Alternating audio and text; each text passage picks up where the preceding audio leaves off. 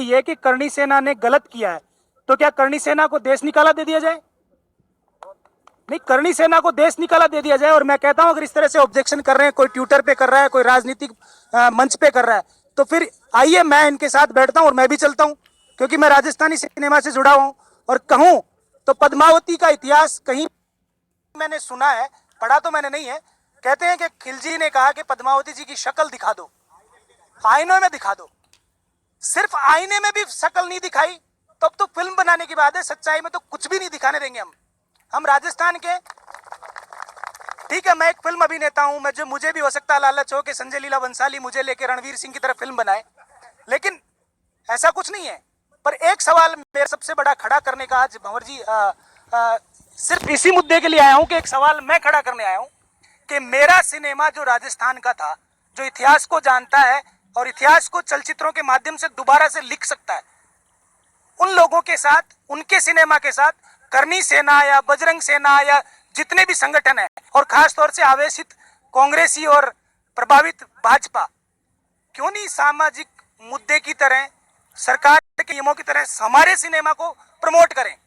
आज Rajasthani cinema back foot पे खड़ा है। 25 साल बाद मेरी एक फिल्म आई थी भी पगड़ी, उसने 10-20 लाख का बिजनेस किया।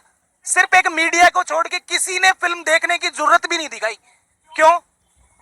तो फिर बाहर के आएंगे और खिलवाड़ करेंगे।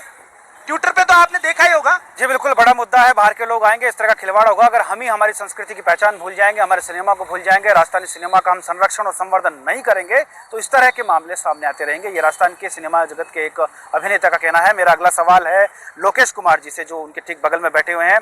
आप सोशल एनालिसिस्ट हैं और पूर्व अतिरिक्त कमिश्नर रहे हैं, उनसे बात करेंगे। आप काफ़ी देर से पूरी बहस सुन रहे हैं और आपका तजुर्बा जो है वो क्या कहता है? सर्वप्रथम मैं महारानी पद्मावती को नमन करना चाहूँगा, उनके बलिदान के प्रति अपने प्रणाम करना चाहूँगा। और ये जो राजपूत सेना या करणी सेना जो कर रही है, स्वाभाविक है, ये उन्हीं का खून है, उन्हीं के साथ ये जुड़ा हुआ, हम इसको अलग नहीं कर सक पाएंगे। राजनीति कुछ भी हो या न हो, इनका जो उत्तेजित होना है वो भी एक स्वाभाविक प्रक्रिया में ही है कि जितना इतना बड़ा त्याग उनका रहा हुआ है, इतना बड़ा सेक्रीफाइस उन्होंने किया है, क्या उसको स्मरण करना और उसके प्रति लड़ना कोई गैरवाजी बात तो नहीं है। बल्कि दूसरे पक्ष को अगर हम लें कि जो बंसाली जी हैं, जोधपुर के रहने वाले हैं, उनको इस पर स्पष्टीकरण नहीं देना इस समस्या को बढ़ा रहा है बजाय घटाने के। इसके लिए भी वैकल्प तो बहुत है, इनका संघर्ष तो अपनी जगह है ही। पीआईएल भी आ सकती है इस मुद्दे पे, पीआईएल भी आ सकती है और उनको स्पष्टीकरण देना पड़ेगा सर, हर हालत में देना पड़ेगा। बिल्कुल, ये मुद्दा साधारण जैसा कि आप कह रहे हैं लोकेश जी, आप कह रहे हैं कि स्पष्टीकरण देना चाहिए। और कोई सवाल जनता में से जो करना चाहता हूँ? सबसे पहले तो मैं करणी सेना को धन्यवाद देना चाहूँगा। मैं भी एक युवा हूँ और एक छात्र संगठन का प्रतिनिधित्व करता हूँ। आज हम चुपचाप सहन कर रहे हैं तो हम सहिष्णु हो गए, और हमारे इतिहास की बात करते हैं तो हम असहिष्णु हो गए। जिस प्रकार से संजय लीला बंसाली ने हमारे राजस्थान के इतिहास के साथ छेड़खानी करने का प्रयास किया है, और उसको जो मुंह तोड़ जवाब मिला है, एक फिल्म इंडस्ट्रीज में एक ऐसा मैसेज गया है कि राजस्थान मत जाना, ऐसा इतिहास के साथ छेड़खानी करेंगे तो हमारा मुंह काला भी होगा, आगे हमारे जूते भी पड़ सकते हैं। ऐसा विचार करके यहाँ का युवा जब एक होगा और पूरा युवा एक होकर काम करेगा।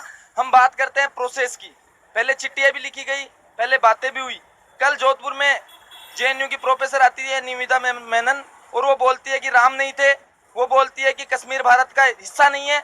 ऐसे लोगों को अगर करारा जवाब मिलेगा तो वो राजस्थान में आने से कतराएंगे, और कम से कम ऐसे भाषणबाजी, ऐसे बयान देने से कतराएंगे।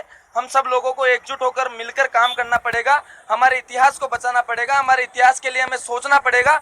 और जो हमारा जो पाठ्यक्रम है, जिसमें 60 साल तक महाराणा प्रताप को नहीं पढ़ने दिया, शिवाजी को नहीं पढ़ने दिया, पढ़ाया कि अकबर की गुलामी, ऐसे पाठ्यक्रम में भी हमें परिवर्तन करके हमारे युवाओं को जो एक नैतिक शिक्षा का पाठ है, और हमें आगे अभियान चलाना चाहिए कि जो हमारी विश्वविद्यालय, महाविद्यालय और स्कूल है, उन स्कूलों में हम हमारे महापुरुषों के बारे में उनकी गाथा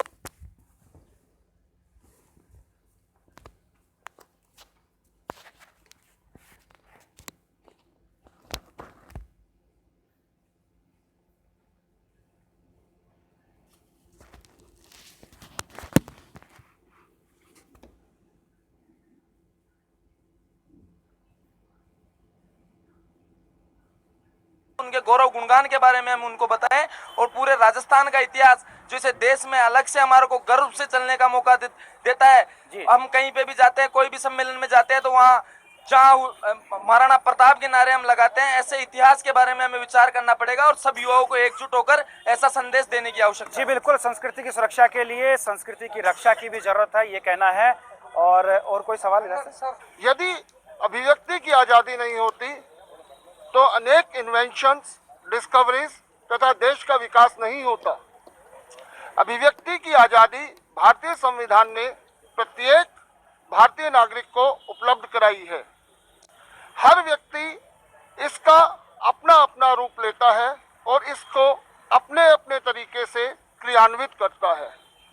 ये इस देश की एक अभिन्न समस्या है।